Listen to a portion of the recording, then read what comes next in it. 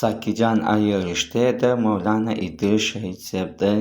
یعنې اصلي دښمن ساقي جان دی. هغې عزتمنو ټول حقیقت نن ساقي جان په خپله باندې ښکاره کړو او ویې ویل زه هېڅکله داسې کار نه شم کولی، ځکه چې زه په خپله خو په هغه باندې مین یم، یعنې ما پسې په هغه باندې تنقید کړی دی، دښمني مې ورسره نه ده کړې.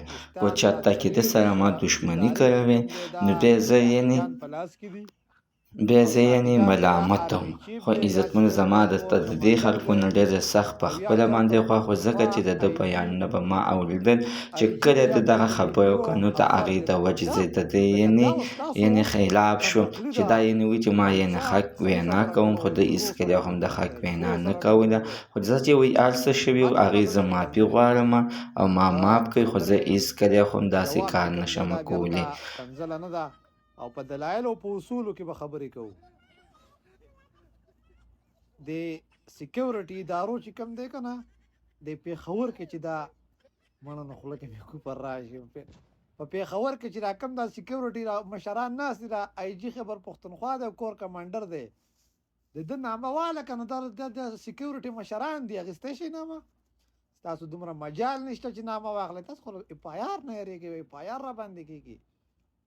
ای خدایم تباه او برباد کا، د دشمن نوم نشي اخیستی. او ساقي جان ښکته او ساقي جان پورته، ساقي جان ښکته او ساقي جان پورته، لکه د دې ساقي جان پیرکوسې نه وباسئ نه.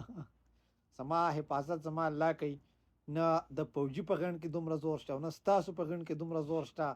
او مولانا صاحب دی الله تعالی شهادت دا وګوره د مچ رانه یې رانه کېږي، خوځي رانه نه. او د مولانا صاحب دی الله تعالی مغفرت نصیب کړي، الله تعالی د شهادت قبول کړي. خو نران شي بیا د دشمن نامه واخلئ لکه څنګه چې ما واخیسته. ستاسو خو ایمان نشته، خو تا ته پته ده چې ساقي جان وروره د مازدیګر مونځ دی، اورې د مازدیګر مونځ دی.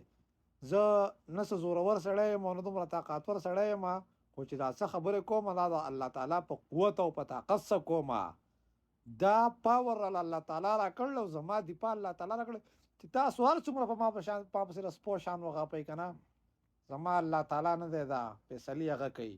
او تاسو له ځانه منافقان جوړ کوئ، دا کونې وشلوئ قسم په خدای که دې شین نوک ته مې هم وګورئ. هر څه چې کوي زما خدای کوي، زما په خدای پوره بروسه ده. د ټیزن زامنو که دومره تکړه یې نو د اوریجنل دشمن نوم هم واخلئ.